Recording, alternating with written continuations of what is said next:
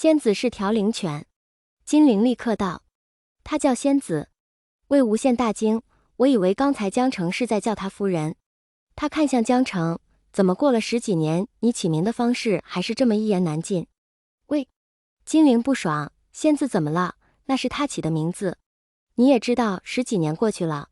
江澄咬牙切齿，12年，魏无羡，你走得爽快，想没想过一地的烂摊子是谁给你收拾的？魏无羡想说他也不想给江澄留一地的烂摊子，看看江澄神色，还是理智的没有说出口。怎么脸臭的跟谁抢了他老婆似的？魏无羡腹诽，跟于夫人越来越像。辛苦你了。最终他道：事发突然，想也知道有多棘手。哼。江澄没想到魏无羡能好好说话，不习惯的轻哼一声，转移了话题。什么时候恢复的意识？2年前。你他妈2年前就恢复意识，就一天天看着我和阿姐缅怀你。江澄立刻爆炸，是不是看着还极爽啊？夷陵老祖过世10年，还有人这么挂念着？不是。魏无羡立刻吼回去，你以为恢复意识就能显形吗？醒醒吧江澄，是你死过还是我死过？操！江澄怒吼，你现在立刻给我去死，我保证不给你烧1分钱，你就饿死在阴间算了。得了吧，我还不知道你，就你之前求爷爷告奶奶，求我显灵那样，你舍得叫我饿死？你信不信我叫仙子咬你？不敢不信。魏无羡立刻认怂，12年没见了，怎么不见长进，还退步了呢？遇事就会放狗。江澄冷哼一声，道：我有没有长进，你回去亲自问阿姐去，我看你怎么跟她说。语罢，他一把按住金陵的肩膀，力道大的金陵甚至有些疼痛，道：瞧仔细了，这就是你那个迟到12年，人称夷陵老祖，结果却是个贱狗怂的舅舅。以后他要是欺负你，你就放仙子咬他。怎么教孩子呢？魏无羡抗议道：我还救过如兰的命呢。本老祖一世英名，你少在这给我败坏名声。一世英名？就你？我看是一身骂名吧，好吃懒做，胡作非为，蛮横无理，不思进取，差不多行了，你哪来那么多话？魏无羡挥挥手。我们如兰可喜欢我了，是不是如兰？他笑着看过来。金陵一愣，正欲回答，便听见江澄先开口道：少在那自作多情，你脸皮怎么那么厚？脸皮再厚，也比你这张脸好看。你……江澄伸手要揍他，魏无羡翻着眼皮对他做鬼脸，两人僵持片刻，突然卸下力来笑出了声。金陵茫然地看着这两个刚刚还吵得像孩子，恨不得就地打架的2个人，此刻一个仰着头大笑，一个撑着身子笑得仪表全无，觉得惊异非常。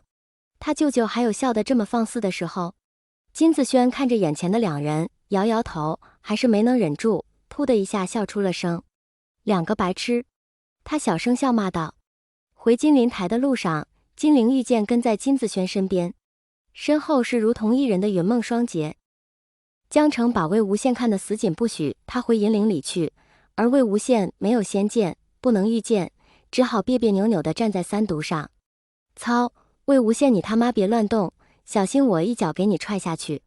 不是你求着我上你的剑的吗？能不能飞得稳一点？我求个屁！回去你就把自己那把剑拿回去，再带你一次，我怕脏了3毒的身。你就跟你的3毒过一辈子吧，活该你现在还没成家。你……金陵听不下去了。江澄虽说一贯话里自带3分刻薄，但也没有不留情到这个地步的。他和金子轩惯常不对付，但也从来没吵的这么没有身份过。金陵总觉得自己这个大舅舅回来之后，许多事都要发生变化了，而且不一定是朝着好的方向。爹！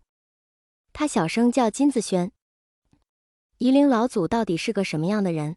金子轩像想起什么似的，咬牙切齿道：自大狂妄，胡作非为，不是什么名士。说到这儿，他立刻低头警告道：他要是跟你说什么奇怪的话，别听他的，都是些狗屁不通的东西。金陵觉得问完之后，心里的疑惑更多了。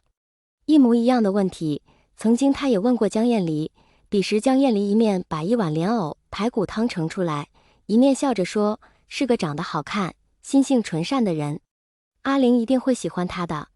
江厌离如是说。为什么他的父母对魏无羡的感觉相差这么大？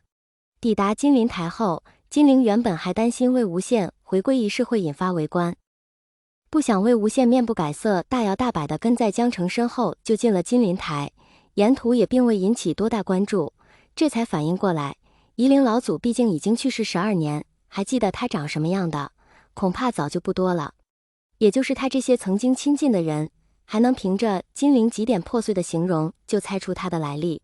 他乱七八糟地想着，金子轩忽地停下了脚步。